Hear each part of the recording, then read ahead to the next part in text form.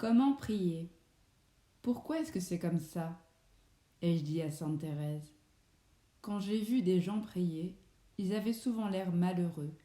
Ils faisaient triste figure, comme si on les forçait à prier. C'est pourtant quelque chose de joyeux, de merveilleux. Est-ce que les autres ne vivent pas ce que je vis dans la prière? Eh bien, souvent non. Parce qu'il arrive fréquemment qu'en priant, ils pensent à eux. Ils se concentrent sur leur vie, leurs problèmes, leurs soucis. Dieu est mis de côté quand tu te concentres sur toi-même. Dieu vient en second. Quand l'ego prend la première place, ton cœur en réalité se ferme à Dieu et empêche sa grâce de te remplir.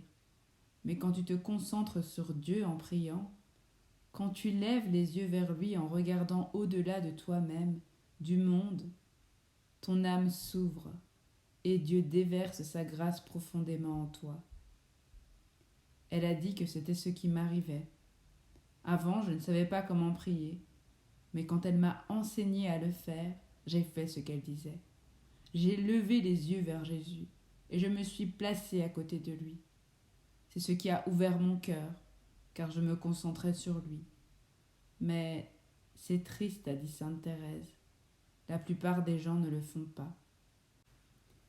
Elle m'a dit de dire aux gens que quand ils se mettent à prier, la première chose à faire est de se tourner vers l'Esprit Saint et de lui dire « Seigneur, je ne sais pas bien prier, je suis faible, je suis humain, fragile, j'ai facilement des distractions, je suis happé par des pensées à mon sujet, au sujet du monde. Mais toi, Seigneur, aide-moi à dépasser cela, aide-moi à bien prier, aide-moi à me concentrer sur le Père, le Fils et toi, Esprit Saint, de sorte que mon âme puisse s'ouvrir et que je puisse recevoir la grâce qui est là pour tous les gens qui prient. Une fois que tu fais cela, a-t-elle dit, une fois que tu recherches l'aide de Dieu dans la prière, et dans tout ce que tu fais, tu découvriras cette joie en toi. Tu pourras alors te mettre à vivre le don merveilleux qu'est vraiment la prière. Si la prière est un fardeau, une corvée, un devoir, et c'est si souvent le cas, c'est parce qu'elle est centrée sur soi et non sur Dieu. Souviens-toi que Dieu doit prendre la première place en tout ce que tu fais. En toute occasion, lève les yeux vers Dieu et tu recevras sa joie en tout ce que tu fais. Aussi, j'encourage chacun à regarder au-delà de lui-même, au-delà du monde, à lever les yeux vers Dieu au ciel, en criant vers lui à chaque mot de la prière. Criez-lui du plus profond de votre cœur, que vous l'aimez et que vous désirez son amour. En priant de cette manière, qui est la façon de l'amour, votre âme même s'ouvrira pour recevoir le divin esprit de Dieu en elle. Vous commencerez alors à vivre ce que la prière est censée être, un joyeux cadeau de l'amour de Dieu, pas un fardeau, une corvée, un devoir, mais un don merveilleux et passionnant. Si elle n'est pas comme ça, réfléchissez. Quand vous priez, à qui pensez-vous? À Dieu ou à vous-même? Les dépendances ont disparu. Dès le moment où j'ai commencé à réciter la puissante prière du rosaire, l'emprise du mal sur moi a été affaiblie. Quand je me suis mis à prier, et avec sainte Thérèse, qui m'a aidé à changer, mes dépendances ont disparu. Et j'en avais beaucoup. L'alcool était la principale. Toute personne qui est dépendante de l'alcool sait comme c'est difficile d'arrêter. Par la grâce de Dieu, j'ai arrêté immédiatement. Ça n'est pas venu de moi, mais Dieu m'a donné la grâce de le faire par l'entremise de sainte Thérèse. Beaucoup de mes autres dépendances ont disparu, elles aussi. Certaines d'entre elles ont mis un peu plus de temps. Chaque fois que tu ressens le désir de mal agir, m'a dit sainte Thérèse, pense à Jésus. Pense simplement à son nom. Pense à lui souffrant sur la croix, ou représente-toi l'hostie. Ne cesse pas de te concentrer. Ainsi, tu constateras que tes désirs disparaissent. Cela a été un peu difficile au début. Mais plus je le faisais, plus facile cela devenait. Et en quelques mois, mes dépendances m'ont été ôtées. C'était merveilleux. Parce que si on est dépendant de quelque chose, et je l'étais à tellement de choses, c'est vraiment dur de briser le cercle infernal qui vous tient prisonnier. Car dans ces moments où on se sent si faible, si seul, si rejeté, pas aimé, on se tourne comme je l'ai fait, vers des choses qui vous accrochent, vers l'alcool, vers la violence et vers beaucoup d'autres choses. Désormais, quand je me sentais comme cela, je me mettais à penser à Jésus. Au lieu de me sentir seule, blessée, non désirée, j'ai commencé à me sentir aimée, à sentir qu'on s'occupait de moi. Je découvrais que je n'avais plus besoin de ces choses. Et après toutes ces années, je n'ai plus touché à rien. Et c'était formidable. Quand je priais en me concentrant sur Dieu, je ne désirais plus que me rapprocher toujours plus près de lui et m'éloigner du mal. Chaque instant de mon existence maintenant était passionnante à vivre. Je commençais à connaître vraiment ce que la vie est censée être. Cela peut être pareil pour chacun de vous, car Dieu aime chacun de vous comme il m'aime. Et ce qu'il me donne, il vous le donnera. Tout ce qu'il vous faut faire, c'est de chercher Dieu dans la prière et de laisser s'ouvrir votre cœur avec amour. Ne vous laissez pas piéger par le monde, mais soyez libre dans l'amour de Dieu. Distraction. Les gens souvent viennent me trouver et me disent « Vous savez, c'est difficile de prier. Il y a tant de distractions. » Eh bien, c'est vrai, il y en a beaucoup. Pourtant, Sainte Thérèse a dit « Quand vous commencez à prier, c'est important de se tourner vers le Saint-Esprit et de lui demander la grâce. Demandez-lui de vous guider et de vous conduire profondément dans la prière. C'est difficile, disent les gens.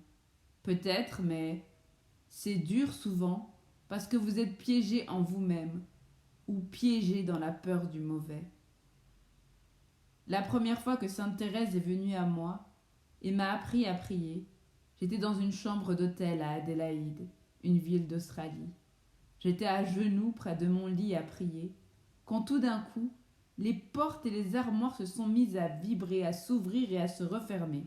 Les lampes de la pièce s'allumaient et s'éteignaient. J'ai d'abord eu peur, mais Sainte Thérèse m'a dit « N'aie pas peur du mauvais, ignore-le. Lève les yeux vers le Père, le Fils et l'Esprit Saint et sois en sécurité en Dieu. » J'ai vraiment lutté pour y arriver, mais j'ai découvert que c'était la joie profonde que je ressentais qui m'en rendait capable. En l'espace de 10 minutes seulement, toutes ces choses idiotes se sont arrêtées. J'ai appris, dès le début, à ignorer le diable, parce qu'il essaye toujours d'attirer votre attention. Quand vous le regardez lui, vous ne regardez pas Dieu. Il est triste qu'aujourd'hui, tant de catholiques aient peur du diable et soient distraits par lui. Ils ne devraient pas. Ils devraient être forts et se concentrer sur Dieu dans tout ce qu'ils font. Routine. Avec le temps, pourtant, j'ai été piégée par la routine en récitant le rosaire. Et c'est devenu un peu ennuyeux. Bien que j'aimais à le réciter, quand je pensais à la vie de Jésus, c'était monotone. C'est tout ce que je savais. Sainte Thérèse m'a dit qu'il y avait bien autre chose. Il y a tant de façons de méditer le rosaire. Pensez à ce que faisait le Père et à ce qu'il ressentait au cours de la vie de Jésus, ou pensez au Saint-Esprit, à la façon dont il partageait sa joie, son amour, ses souffrances ou sa douleur. Ou pensez à Notre-Dame, comment elle voyait la vie de son fils se dérouler devant elle, ce qu'elle ressentait, ce qu'elle pensait, ou aux apôtres, quand ils suivaient Jésus, ou aux femmes qui le suivaient, ou aux Juifs qui s'opposaient à lui, ou aux soldats romains qui l'ont crucifié. Tant de manières, soudain, de méditer sur la vie de Jésus en récitant le chapelet. C'est devenu une vraie joie, vraiment. Plus tard, Notre-Dame, Jésus et beaucoup d'autres saints m'ont dit : quand tu pries, demande au Saint-Esprit de te guider dans tes prières, de façon à pouvoir ouvrir ton cœur. Permets à Dieu de te conduire quand tu pries. Ne le fais pas toi-même. Car si c'est toi qui mènes tes prières, elles pourraient devenir répétitives et pourraient même se changer en routine. Tu pourrais les réciter avec l'idée d'arriver au bout, sans y mettre ton cœur, en n'ouvrant pas ton cœur à Dieu et sans lui offrir ton amour. Demande à l'Esprit Saint la grâce, le don de faire cela, et il te le donnera, ont-ils suggéré. Aussi, ai-je commencé à le faire, et j'ai découvert que chaque chapelet, toutes les prières que je récitais, me faisaient voir tant de choses dans la vie de Jésus, et de si diverses manières. Je voyais Dieu le Père et l'Esprit Saint, leur action dans ma vie. Je voyais combien Notre-Dame m'aimait.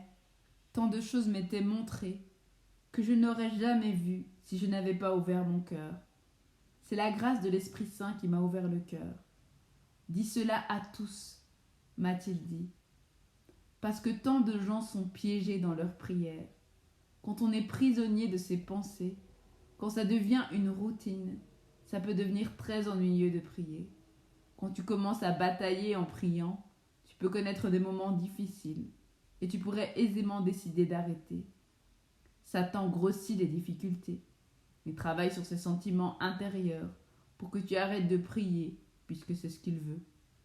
Aussi, au lieu de vous arrêter sur vous-même dans l'idée que vous pouvez prier avec l'intellect, avec le cœur et sans penser à Dieu, pensez plutôt à lui. Pensez qu'il peut vous conduire dans vos prières, qu'il peut vous montrer comment prier. Dites : Seigneur, conduis-moi, montre-moi comment bien prier, montre-moi comment prier avec le cœur, comment penser à ce que je récite, et à t'offrir de l'amour en chacune de mes paroles. Alors, il le fera. Tant de gens ne font pas cela. Je vous encourage à essayer, et vous découvrirez que ces moments difficiles que vous traversez, souvent appelés temps de sécheresse, ces moments où vous trouvez que c'est si dur, c'est difficile de prier, et vous priez moins, vous découvrirez que ces instants deviennent la joie qu'ils sont censés être. Prier, c'est un don de joie, un don d'amour que Dieu nous fait, que nous devons lui retourner avec amour, avec joie, avec bonheur. Tant de gens pourtant ont l'air si malheureux en priant. Ils ont des visages allongés. Nous devrions être heureux en priant, joyeux dans l'amour de Dieu, parce que l'amour de Dieu est joie. Le catholicisme. Sainte Thérèse m'a dit aussi que je devais une parfaite obéissance à l'Église catholique. En venant sur la terre, Jésus nous a donné le catholicisme par l'entremise de Pierre, le roc sur lequel il a fondé son Église. Si je voulais être dans une parfaite obéissance à Dieu, m'a-t-elle dit, et si je voulais essayer de vivre dans sa parfaite vérité, sans erreur, je devais vivre en catholique, car le catholicisme est la parfaite vérité de Dieu ici-bas. Elle a expliqué que si je voulais avoir la garantie d'aller au ciel, je devais vivre la foi catholique, dans une parfaite obéissance à l'Église catholique, parce que c'est cette Église-là que Dieu a donnée à l'humanité. Elle a expliqué que d'autres orientations de la foi ont en elles la vérité de Dieu, mais que celle-ci n'est pas parfaite. Il s'y trouve toujours une erreur, de plus ou moins grande importance. Si je vivais une autre foi, je vivrais d'une certaine façon dans l'erreur. Vivre la vérité parfaite, c'est emprunter la voie catholique, le chemin que Jésus, notre Dieu et Seigneur, a donné à l'humanité.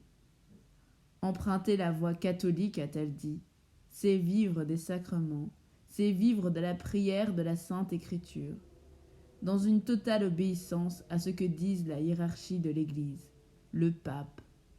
à moins que ce ne soit contraire à la foi et à la morale. Sainte Thérèse m'a encouragée à aller de plus en plus à l'église. J'y suis donc allée. Assis à prier silencieusement, j'ai commencé à voir beaucoup de saints et les 3 archanges.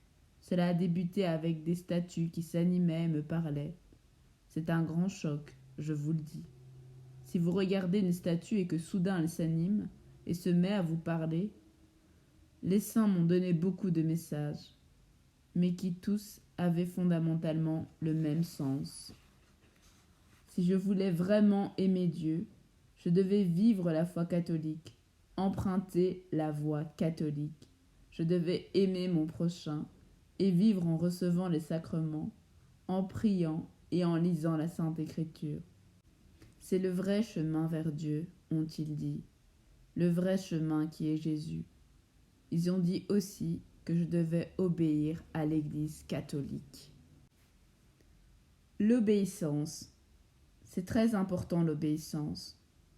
Dans l'amour de Dieu, et beaucoup d'entre nous aujourd'hui trouvent que c'est difficile, car c'est si facile de désobéir quand vous vivez dans le monde. L'obéissance toutefois, c'est obéir aux commandements, aux 10 commandements. J'étais très sélectif, et je me disais, je vais obéir à celui-là, mais cet autre ne me convient pas. Je n'y obéirai donc pas. Ce n'est pas le chemin, a dit le Seigneur. L'obéissance, c'est obéir à tous les commandements. Car si tu désobéis à l'un, tu désobéis à Dieu. Tu dois obéir à tous les commandements et tu ne dois pas les arranger à ton goût. L'obéissance, c'est obéir à l'Église, au pape, à la hiérarchie de l'Église. L'obéissance, c'est suivre ce que dit l'Église, à moins que cela n'aille à l'encontre de la foi et de la morale. L'obéissance, c'est ne pas se plaindre, ne pas colporter des ragots au sujet de l'Église, ni répandre des rumeurs sur elle, et tenir de mauvais propos sur ce qui se passe dans l'Église, car alors tu désobéis. Vous devez ignorer ces choses, ce que beaucoup ne font pas. Nous devons prier pour que l'Église change s'il y a quelque chose qui ne va pas, et comprendre que c'est par la grâce de l'Esprit Saint qu'elle changera.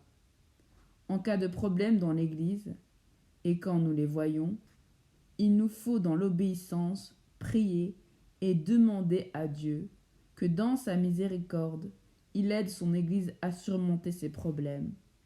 Nous ne devrions pas traîner à nous plaindre et à argumenter entre nous, comme ça arrive si souvent aujourd'hui.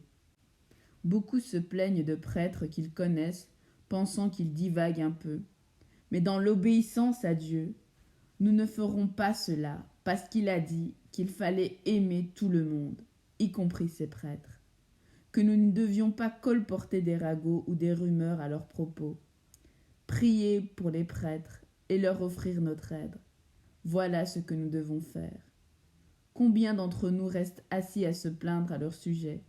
Beaucoup disent « Il est terrible ce prêtre, il divague » et ils ne font rien pour l'aider. Nous ne prions pas pour eux. Nous ne leur offrons pas nos conseils, notre aide. Ce n'est pas étonnant que l'Église ait des problèmes aujourd'hui. C'est à nous d'agir afin que ces problèmes ne grandissent pas. Mais combien d'entre nous acceptent cette responsabilité? Si l'Église dit quelque chose que nous n'aimons pas, obéissons, même si cela ne nous plaît pas. Tant que cela ne contredit pas la foi et la morale, nous devons obéir à ce que dit l'Église. Comprenez, quand le pape parle, c'est Dieu qui parle à travers lui. Quand la hiérarchie approuve quelque chose, Dieu est d'accord. Si vous êtes en désaccord avec ce que dit l'Église, vous pouvez montrer votre amour à Dieu par votre obéissance et en comprenant que si c'est mal, Dieu changera les choses et les redressera, parce qu'il a le pouvoir de le faire. Quelquefois pourtant, il permet que des choses arrivent pour que nous puissions faire preuve d'obéissance, montrer à Dieu que nous l'aimons, pour que nous puissions montrer que nous ferons ce qu'il veut pour son corps, l'Église.